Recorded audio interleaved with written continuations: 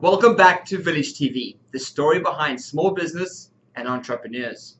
Now, if you're struggling to engage with your target market on social media, or just simply not on social media and enjoying the massive benefits of social media in your business, you want to stick around for the next 10 minutes. I'm joined by Sandra D'Souza from Curate, who's helped thousands of small businesses and brands be great at their social media. Sandra, welcome to the show. Thank you, Sean. I'm glad to be invited to come to the show. I'm excited because social media is huge, and you work with a lot of brands helping them with identifying how to use social media. And there's so many opportunities. But before we get into all that, let's talk about why people or why businesses still find it difficult to be on social media or utilize social media. Well, the main reason, Sean, is that people still affiliate with social media with young people, and in particular, mainly with consumer brands. So when it comes to business brands, they don't think that they actually need to be part of social media, which is so far from the truth. But when business do realize that they do need to be part of social media, they also struggle of how to get into it and how to target their audience and how to be part of it, and not necessarily have a proper approach or a strategic approach and treat it like strategic marketing ways of managing their social media accounts. So they fail as well. And I can imagine a lot of businesses out there going to use the same marketing techniques they use offline as online, and they wonder why they get it wrong. That's right. And then so when it doesn't work, they think it's too hard, it's not working, they're not getting the traction, and so they give up on it. And I want to know how many of you guys out there have a LinkedIn page, a Facebook fan page, a Twitter account, an Instagram account, a Pinterest account, and what else? A Weibo account, and whatever else. A Google Plus account, and have never done anything with it. That is true. That is true. I know a lot of friends who have LinkedIn accounts, and I don't know when they last were on the account actually doing anything with it. Well, and surprisingly, so they all have these accounts, and they will actually follow people and follow the content of what's going on, but they don't use it to promote their business. And it's not the same promotion in terms of what you do offline, but we'll get into a little bit more detail about how you can use social media to grow in your business, because that's why I got Sandra here. I got Sandra because she knows a thing or two, and she's going to be sharing it with you. But I made an outlandish statement. I said there are huge opportunities in social media. Can you just tell us what are those benefits so that people out there actually believe me for once? Well, I actually did make an outlandish statement, but they are true. Oh, there you go.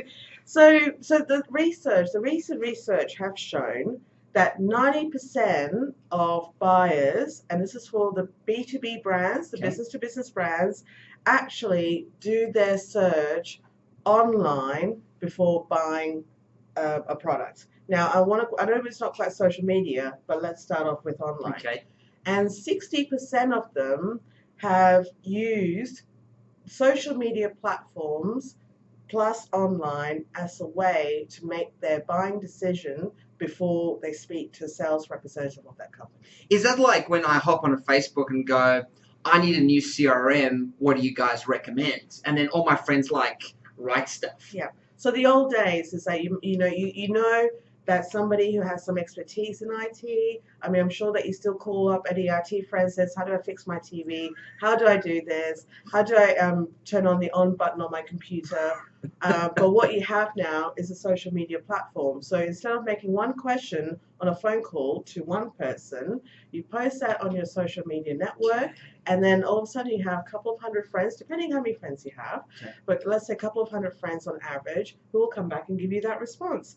That is the old style word of mouth referral type of marketing, but done on an online basis, which is quite influential when it comes to buying a product or service at the end of it.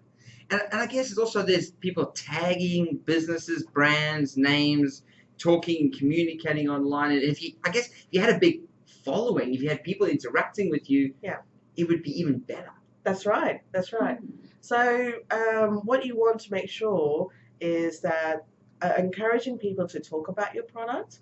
don't be afraid of negative press. There is people who feel that, oh, social media, I'll get a lot of negativity one day and I don't know how to handle that and that will close my business down.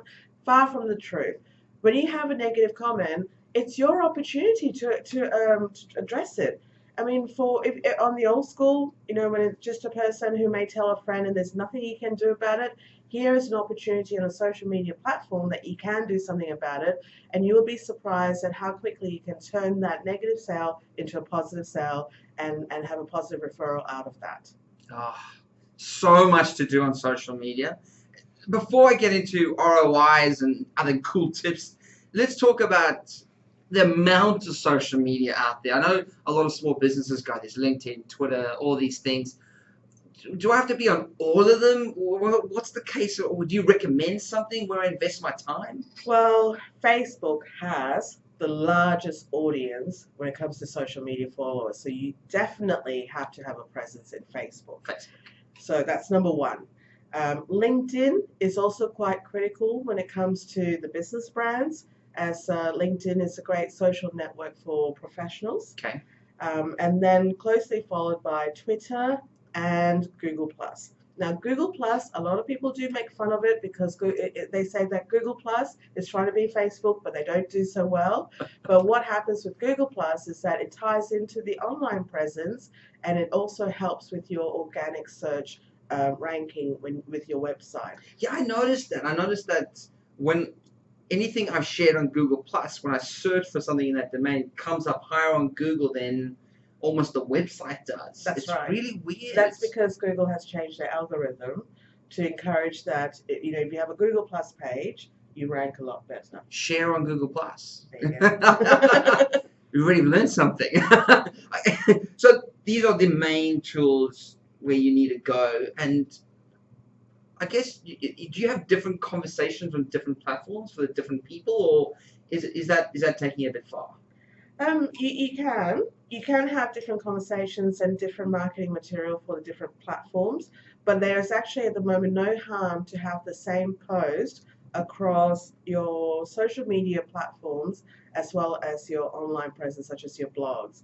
Now, that's because that the person, you may either get through to your prospects or your audience on one of those channels. So having the same message across is okay. As long as the messaging is similar. Yeah, good. I like to hear that kind of news because it makes me nervous. But I think as long as the right conversation's been had is the most important thing at the end of the day. That's correct, Sean. Oh, good. I've been doing something right. So what have you been doing? I was going to say, not only have you made an outlandish remark that was right, come on, you're actually saying something very correct. Intelligent. You're on a roll. I'm on a roll. Let's see if we can go for 3 here, people.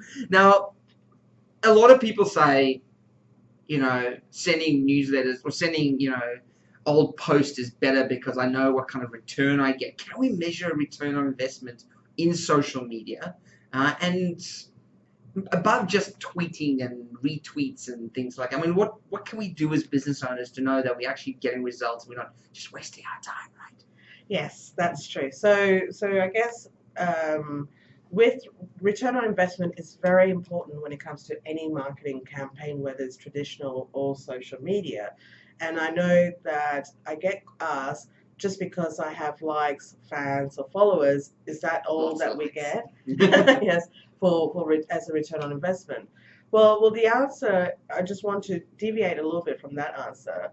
Firstly, is that social media offers the most comprehensive way of giving you the analytics of showing you how successful or unsuccessful your campaign is when compared to print or TV or radio.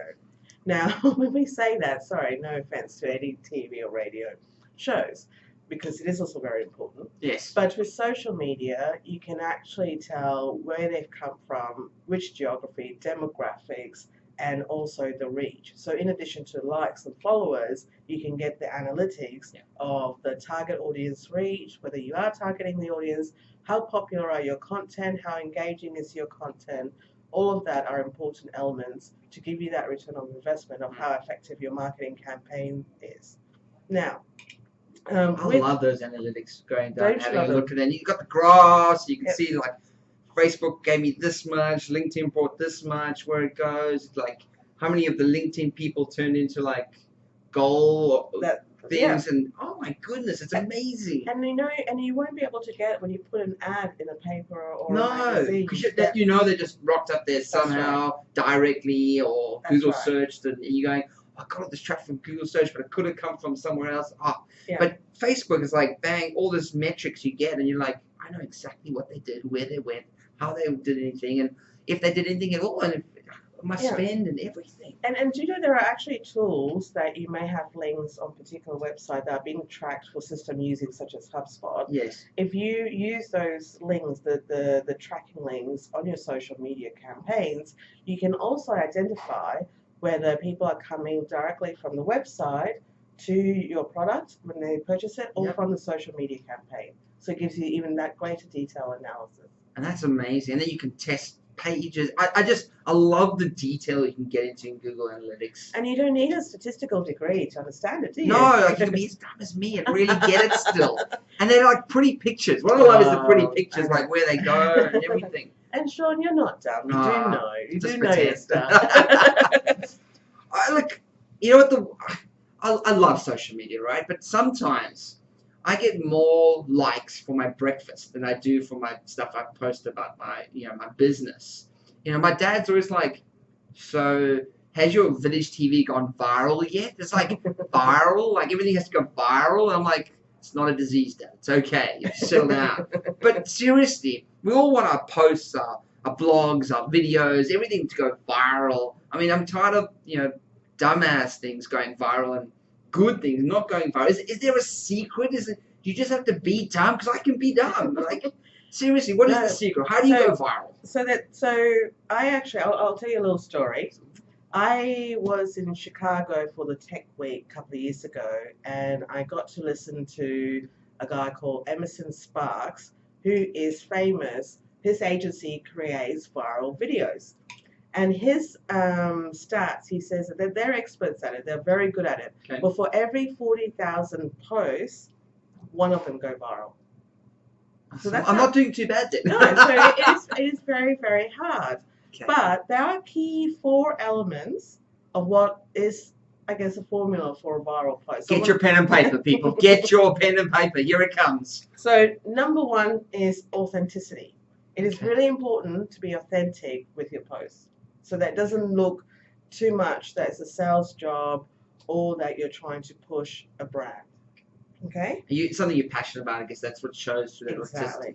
When passion, that's the other thing. So that's number 2. You lead me to the number 2 point. That's very good. Is the emotion. Okay. So the video, if it includes showing the passion, showing the emotion, such it could be humor as well, or something sad, something that will move you. That's the second part of the formula. The third one is the length. So you have to make sure that the length of your video is short, because most people have a short attention span. Not too short, not too long. I would say 30 seconds to 1 minute probably would be a good length. So if you're doing something, nail it. Yes. Okay. And the last thing, which is the hardest component of a viral video, is the actual content. That's what everyone struggles with. What do I post? What do I share? And the content needs to provide value to the audience. Okay, value. So if the audience gets something out of it, then those are the key elements that they're more likely to share your post. So you need to give value. If you're thinking, let's go back to the value. I'm like, well, how do you know what's valuable to your clients? Well, you want to make sure that the video is just not about you. It's about you sharing a bit of knowledge, a bit of information that will help them achieve what they want to do. Could you almost do like, the questions your clients always ask you, ideal clients always ask you, or how do you know what's going to be valuable to them? I guess that's what I'm wondering. Where do I start looking on what to post? Well, let's look at something really simple. Ooh, simple. No, the ones that you probably will understand. Those I don't mean that way. The truth is coming out. The ones that get very popular are the ones showing cats and dogs doing something really funny, and they go viral, right? Now, the value, people say, well, what is the value in that? And that is because it makes you laugh and it warms up your day and it's a good distraction from your everyday. So it's not necessarily that you have to think very hard, but it's just we're all people. Yeah. If social media, you've got to understand that the audience, buyers, followers, we're all people. You know, and if you understand people, your content caters for people, you're more likely will go viral. And it could be the stuff you do in your business every day. It could just be the most basic and interesting stuff. Exactly. I got to implore you to get involved, start talking and communicating and engaging with your audience online. Sandra, you've given us some amazing tips on where to start. And here's the important thing: you've got to start. It's like anything; you just got to build and work into it. And you work with a lot of brands in terms of building that strategy, that conversation, and engaging that audience. And I think you do an amazing job at Curate B in terms of working with your customers. Any final tips for people out there, businesses out there, on taking in that next step? I would say do your research. Very important. Do your research.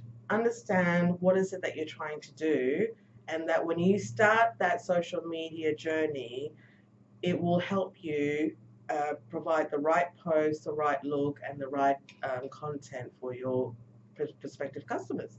So that's good ideas. Have a plan and then work towards it. Yeah. And make sure you implement some Google Analytic. That's right. So you can measure it, I guess. And very important is consistency. Okay. So, you know, yes, you do start off with a social media journey, but don't drop the ball on it. It's very easy to do that because you'll get tired and you get busy and it becomes time consuming. So it's important that you make sure you post something consistently every day if you can, something interesting, and that you stick to the plan of the messaging that you're trying to send towards your audience. Some amazing tips for business owners out there from Sandra D'Souza from Curate B, a digital online marketing company that specializes in social media and inbound marketing. Sandra, thank you so much for your time. I really appreciate you sharing tips. I know you're going to be back, which is great. And if people want to know more about Curate B or how they can learn more about social media, where should they go? Thank you, Sean, for having me here. And yes, if anybody wants to know more about social media and what we can do to help, just come to our website at curateb.com and we'll be able to help you. Absolutely. And Curate B know how to put life into your social media. I mean, look at this yellow. Isn't it amazing? Absolutely. I am sunshine today. She'll put the sun in your business and your social media. I promise you that. Curate, thank you so much. Great to have you on the show. Make sure you subscribe to Village TV. We'd love to hear your comments and thoughts. Join us back here at Village TV with more amazing experts just like Sandra. We'll see you soon.